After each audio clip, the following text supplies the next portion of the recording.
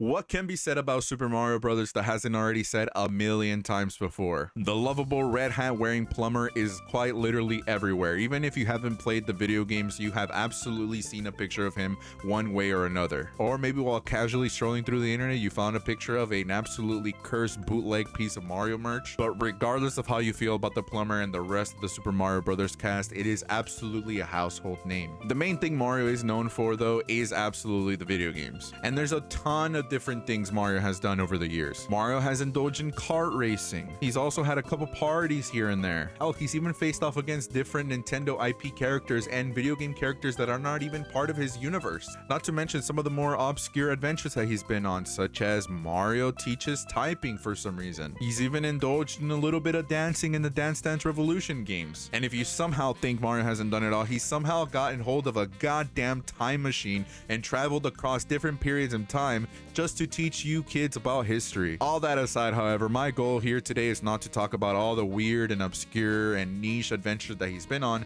because again, I could literally be here for hours if I were to take on that daunting task. No, I am here today to take on the just as daunting task of ranking every single mainline Super Mario Brothers game. We have a tier list here with a ton of different Mario games that I'm going to categorize based on my personal opinion. Again, this is just my opinion. And just looking at the sheer caliber of games that I'm working with here, it's definitely going to be a scary task just due to not only the fan bases that I'm going to have to deal with, but just really trying to organize my thoughts and just making sure that I'm staying true to what I truly believe. One thing I will do right off the bat is actually add a never played section, just due to the fact that yes, while I do look like the biggest nerd, I have definitely not played every single one of these games in this list. So I'll take care of that first, and then I'll explain why I haven't played the games that I haven't played. So I have my never played section done, and some of these might be surprising to some of you guys, but there is pretty simple explanations as to why I've never played some of these. Starting off with these three: Super Mario Bros. 2, Super Mario 3D Land, and Super Mario Maker 3DS.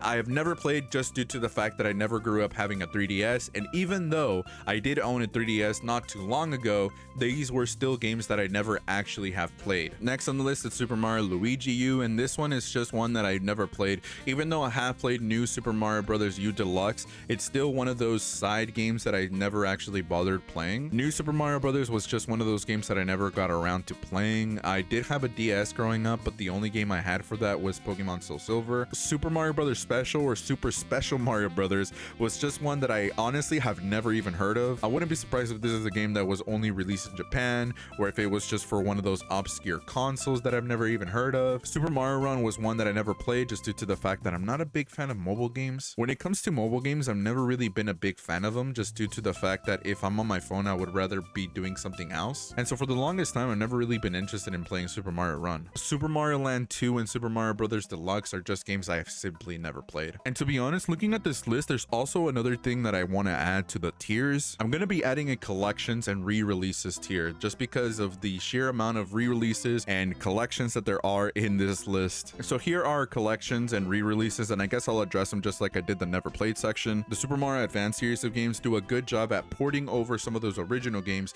and putting them in a handheld form. Growing up, I did have a Game Boy Advance, and to be completely honest with you, these were some of the more clutch games because, again, I already knew that I liked these games, and so being able to take them on the go was just a miracle. But in all honesty, I feel like I wouldn't really revisit these unless it's just for nostalgic purposes. And I'm not sure if this is a hot take when it comes to these games, but I've never really been a big fan of the audio and how these games sound in general. Super Mario 3D All-Stars, what a shit show that was. I remember when this collection of games was announced, and I just remember the sheer amount of hate that Nintendo was getting for it. People were calling Nintendo lazy, people were saying that they just want money, that they were greedy, and the choice that Nintendo made to not include Super Mario Galaxy 2 was very controversial, and it really upset a lot of people. I honestly really wasn't too upset by it, but I could definitely understand where people were coming from with it. I think nowadays, if you do decide to want to play the NES era of Mario games, you definitely want to check out Super Mario All-Stars. It takes the NES era of Mario and it gives it a fresh coat of paint, and it looks awesome. And if I do ever decide to play some of the original games, I most likely will play it through the Super Mario All-Stars collection. New Super Mario Bros. U Deluxe is just a port of the original, so there's really not much to say about that. So now let's actually take on the task of ranking some of these games and just trying to not stir so much controversy. Originally, I was planning on going tier by tier, but I think just looking at these, I'm gonna have a really hard time doing that. So I'm just gonna rank them as I see them. To rip the band-aid, I'm going to put the original Super Mario Bros. In the C tier. Please, if you will, for a second, put down your pitchfork and your torch and let me me explain for a sec. I 100% acknowledge and 100% respect this game for what it did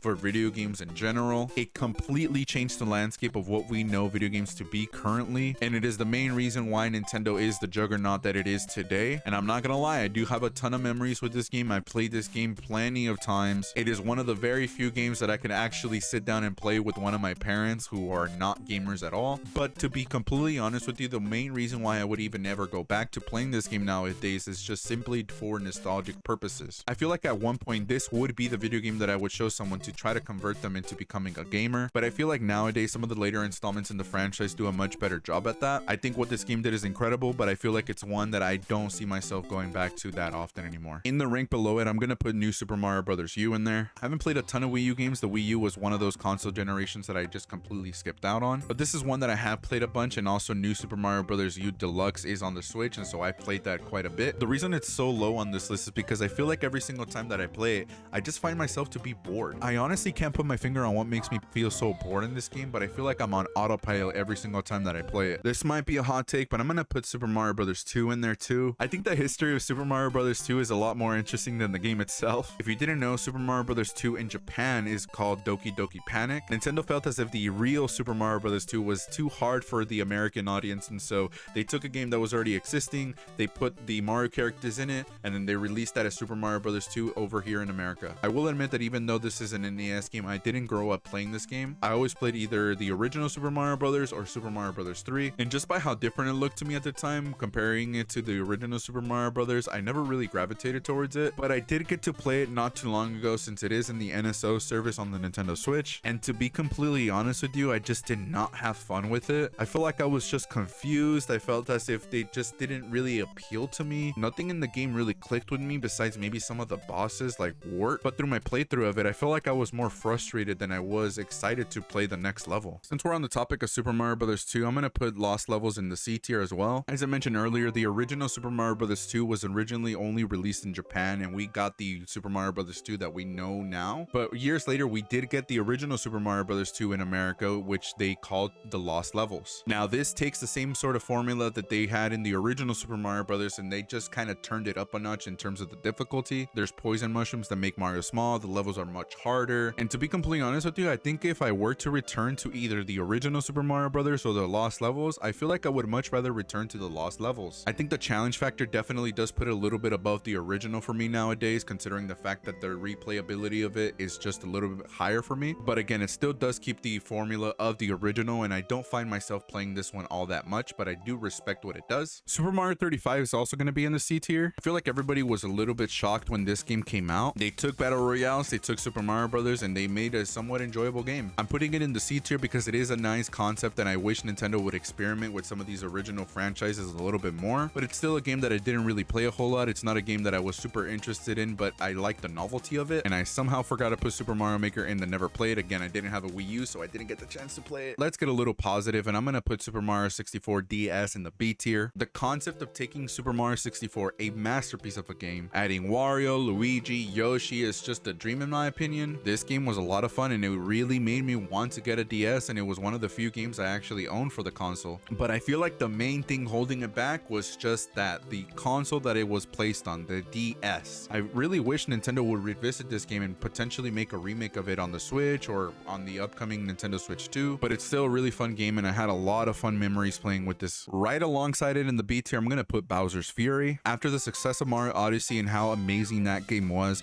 it left a lot of people really wanting more of 3D Mario. And so with the re-release of Super Mario 3D World on the Switch, Nintendo added Bowser's Fury alongside it. And so what we got was this cat-filled adventure that left a lot of people wanting more, and myself included. The kaiju-inspired fight with Mario and Bowser just honestly left me wanting more, and the reason why I put it in the B tier, not in the A tier, is because this adventure was too short for me. It was short, it was bite-sized, but it left me with a lot of hope for the next 3D Mario game. Super Mario Land for me is going to be in the D tier. I played this not too long ago in anticipation of Super Mario Wonder, and to be completely honest with you, I find myself in a similar situation as I did with Super Mario Bros. U. I never really felt as if at any point in this game I was truly enthralled. I felt like if I were to play it at the time of release, I would have maybe had appreciated a little bit more, but now I feel like this game just kind of leaves me wanting more when it comes to my 2D Mario experience. The first Mario game that gets put on the A tier is going to be none other than Super Mario 3D World. As I mentioned before, I didn't grow up having a Wii U, and so I completely missed the opportunity to play the original version of this game. When this game got re-released on the Switch, I was full throttle when it came to streaming. At the time, I was really craving for a new Super Mario Brothers experience, and again, even though it wasn't new to everyone, it was a completely new experience to me, and I was addicted. I was playing this game on stream pretty often, and even when I wasn't on stream, I was just finding myself with my Switch in bed,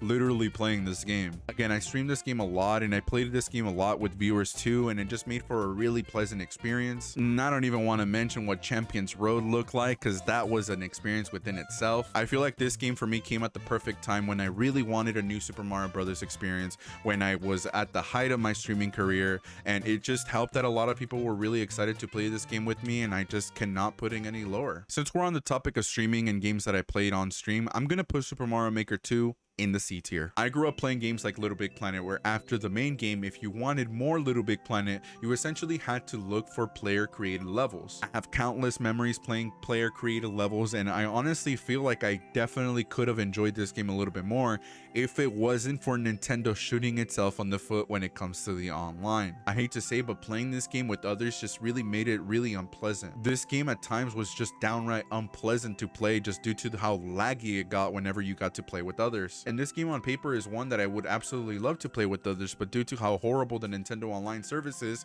it's just simply undoable at times. Completely different day, let's continue ranking these. So Yoshi's Island is on this list, and I'm wondering if it is actually a mainline Mario game. I went on Reddit to look it up a bit, and a lot of people are heavily debating whether it's actually a mainline game or if it's just more of a Yoshi game. Some people are saying that the Super Mario World 2 tagline on it is a little bit more of a marketing tactic rather than just being canon. I think there is definitely an argument to be made if this game is actually mainline, just due to the fact that you are dealing with baby Mario, and so this could be the origins of Mario. But in terms of what is actually to be considered a mainline game, a lot of people are saying that it doesn't really fall under that. So in order to avoid any sort of controversy, I'm honestly just gonna put it in its own thing, since a lot of people are heavily debating if it's a mainline game or not. But if I were to give it a proper ranking, I probably would put it in the B tier. I think this game's art style definitely stands the test of time, and that final boss battle with Bowser Jr. is just incredible. I'm looking at F tier, and I'm wondering if I'm making any sort of mistakes, but we'll get back to the F tier if I do decide to put anything there. For now, however, let's take care of one of the S tiers, and that's Super Mario World. I've talked about Super Mario World countless times, and there's not a lot more that I can say about it. It is without a doubt the game that got me into the platforming genre, and I still consider the platforming genre to be my favorite genre of video games. I think this game is a masterclass and a perfect reference for whenever anybody is trying to make a platforming game. I remember waking up early on the weekends just to play this game with my big sister, and I make it a thing nowadays to play this game every other month and just go 100% it. Countless memories of this game, trying to play it in different ways, using different power-ups to beat different levels. I feel like out of all these games, this is the easiest to put in the S tier. Let's talk about Super Mario Bros. 3 and why I'm going to place it in the B tier. I feel pretty confident in saying that Super Mario Bros. 3 out of the NES era is definitely the best Mario game. I feel like the NES just somehow underwent a second generation mid its lifespan, because when you compare Super Mario Bros. 3 to the original Super Mario Bros., the graphics and just the vibe of this game is just completely different. The different vibe and the levels in the worlds definitely make it easier to go back to, and it adds for more replayability. And I feel like the addition of the overworld, where you were sort of allowed to make your own decisions on which levels you wanted to play, was a very smart choice. And once again, in my opinion, I feel like Super Mario Bros. 3 does a better job of standing the test of time when you compare it to the original Super Mario Bros. And Super Mario Bros. 2. So I'm gonna do a 2-for-1 special really quickly, and please try not to cancel me so much, but I'm gonna put Super Mario Galaxy 1 and Super Mario Galaxy 2 in the A tier. So one thing that I forgot to mention is that growing up, I also did not have a Wii. I first had an Xbox 360, and then I had a PS3, but I never actually grew up having a Wii. It wasn't actually until the release of Super Mario 3D All-Stars that I got to play Super Mario Galaxy. I played a little bit on stream, and I had a ton of fun with it. I played the rest of this game off stream, and I honestly understood now more than ever why a lot of people love this game. I think the music is excellent. I think that the world building and the world designs in general are just incredible. I'm a big fan of the space theme. I'm a big fan of the power-ups in this game. And then they hit us with a quick 1-2 when they released Super Mario Galaxy 2, and in my opinion, it's much better than the first. I think the second addition to the Galaxy series definitely adds a little bit more to what we loved about the first one. They added Yoshi, they added more power-ups, they added more galaxies, which once again adds to the variety of it, and I feel like that definitely gives it a little bit more of an edge compared to the original Mario Galaxy. I definitely do understand if you prefer the first over the second or vice versa. I think if you were to ask me what I think about these games a couple years down the line, I probably would put them a little bit higher, but since I've only played these games once all the way through each, I definitely don't think I could put them in the S tier quite yet. Let's get another one in the B tier out of the way, and that's going to be New Super Mario Bros. Wii. I'm not really sure what the overall consensus is for this game, and I'm not honestly remembering what this game was rated overall, but the reason why I put it in the B tier is for one very specific reason. This game got me through a period in my life where I literally had nothing but this game. And what I mean by that is when I was a freshman in high school, which was a while ago, I ended up getting grounded, like super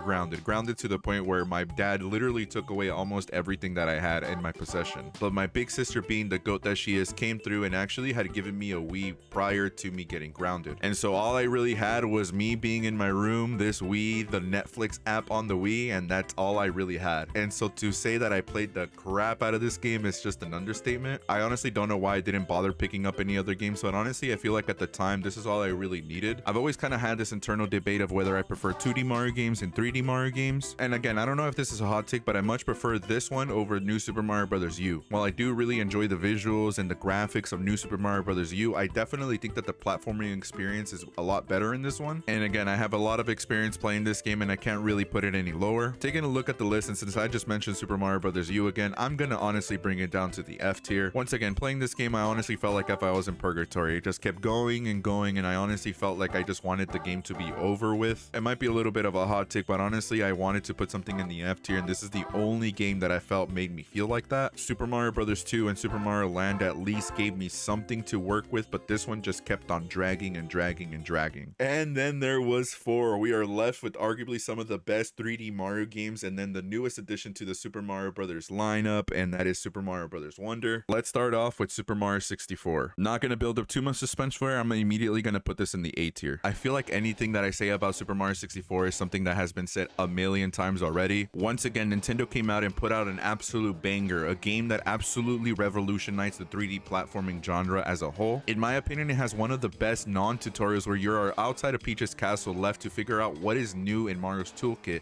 now that he's in this 3D space. Levels like Cool Cool Mountain and Bob-omb's Battlefield are levels that are engraved in my head for the rest of time. I think over time, however, Super Mario 64 is only really one that I come back to for nostalgic purposes. I think later additions to 3D Mario are ones that I prefer to come back to every once in a while. This game definitely still has its charm, and the control of it is nothing to scoff at. And just with the sheer amount of memories that I have with this game, I can't justify putting it any lower than the A tier. There's only 3 left, and I'm gonna go ahead and just rank one of them here, and that's gonna be Super Mario Sunshine, and that's gonna go in the A tier. If I were to just rank the A tier, Super Mario Sunshine would definitely be the number 1. I feel like for whatever reason, Super Mario Sunshine is either one of those games that you love or you hate, and I absolutely love it. When I first moved to the United States, my dad bought me a GameCube that came with a bunch of different games. Super Mario Sunshine was one of them, and it was one of the ones that I kept replaying and replaying, and I could just not stop playing it. I absolutely love the Tropical Beach vibe, and I think that the Final Plaza is one of the best HUD worlds that we've had in a Mario game. I feel like there is people that make the argument that they wish that Mario Sunshine had a lot more variety, that the worlds were a little bit different, but me personally, I love that they stuck with this beach theme overall. I have very fond memories exploring Gelato Beach, Bianco Hills, Rico Harbor, and even Piana Park. I also really love flood as a mechanic, and all the different upgrades make the game a lot more enjoyable as you progress it. Not to mention the floodless secret levels that you find along the way, those are absolute bangers too. I'm a big fan of watching speedruns, and Super Mario Sunshine is one of my favorites to watch. Say what you will about the Super Mario 3D All-Stars collection, but just being able to have Super Mario Sunshine on my Switch is a godsend. I could keep going on and on for hours about how much I love Super Mario Sunshine and what it means to me, but there's one other 3D Super Mario adventure that I actually prefer over this one, believe it or not, and that's going to be Super Mario Odyssey. In 2017, when the Nintendo Switch came out, I wasn't immediately able to pick it up just due to my financial situation. I honestly was going through a lot, not just financially, but just overall life in general during those times. And so the following year, my wife and I were actually able to pick up a Nintendo Switch alongside Super Mario Odyssey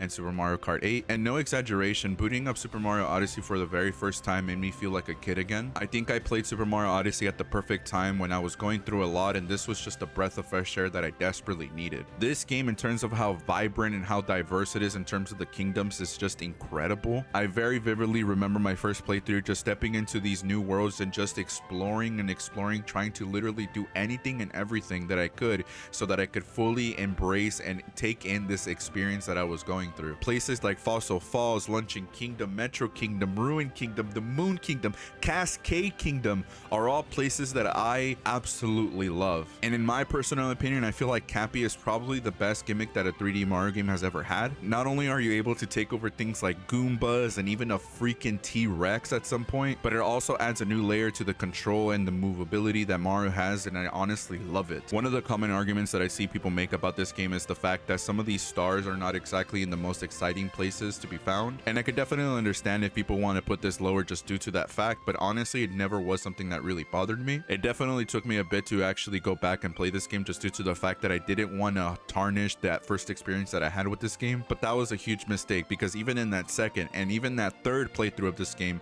nothing ever changed. The charm was never lost, and I honestly just loved every minute of it once again. There is only one more game left to rank, and that is Super Mario Bros. Wonder, the newest addition to the Super Mario Bros. Series. Some people might call this recency bias, some people might say that it's not up to par to some of the others in the Super Mario franchise, but I feel very confident when I say that Super Mario Bros. Wonder for me is an S tier. For a while, 2D Super Mario Bros., at least for me, was starting to get a little bit stale and repetitive. I was starting to get to the point where I was just incredibly over the new Super Mario Bros. Series of games, and I honestly just wanted Nintendo to take 2D Mario and do something fresh with it. And in my honest opinion, I feel like Super Mario Bros. Took 2D Mario and flipped it on its head. It gave me literally everything that I wanted and more, and it gave me back that sense of wonder that I first experienced playing Super Mario World. Super Mario Wonder gave us arguably some of the best 2D Mario levels ever, with levels like Pipe Park, Color Switch Dungeon, Pole Block Passage, Wall Climb Jump number 2,